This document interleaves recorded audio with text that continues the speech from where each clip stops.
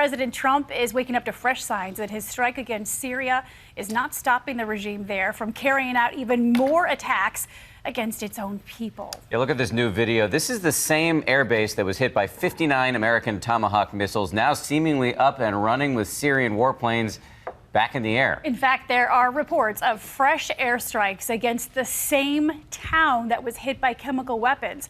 That horrifying attack that moved President Trump to action. Here are the other things we know this morning. The president is tweeting out his defense as to why the U.S. military did not take out the runways at that airbase. All this as we're getting seemingly mixed messages from administration officials about whether the strike against Syria represents a significant change in the administration's policy. Are we aiming for regime change or not? We've got team coverage this morning. George is standing by, but we're going to start here with ABC's Alex Marquardt on the ground in Beirut. Alex, good morning to you.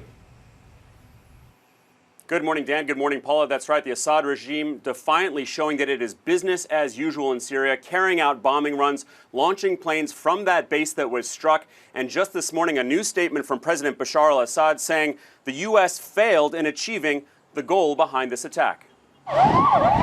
This morning, new reports and video of a bombing in Idlib province, the same rebel-held area that horrific chemical attack took place. The regime perhaps showing it is undeterred by the U.S. strike against the Al-Shairat airbase, with new images of Syrian soldiers conducting pre-flight maintenance at the airbase, checking weapon systems and directing aircraft onto the taxiway as pilots take off from the runway, still intact after the 59 American Tomahawk cruise missiles rained down on the airfield.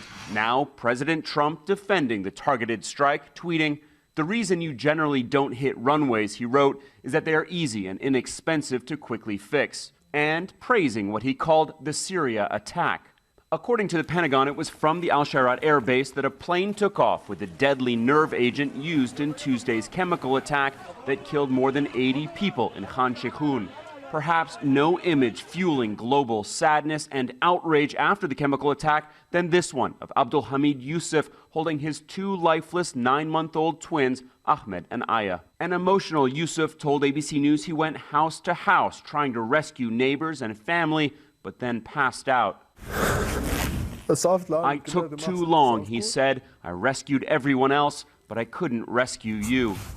On This Week, Secretary of State Rex Tillerson tells George Stephanopoulos he will confront Russia, Syria's main backer, about the full removal of Assad's chemical weapons arsenal. At a minimum, Russia hasn't done enough to get rid of that chemical stockpile because it's still there and the Russians are still on that base. I don't draw conclusions of complicity at all, but clearly they've been incompetent.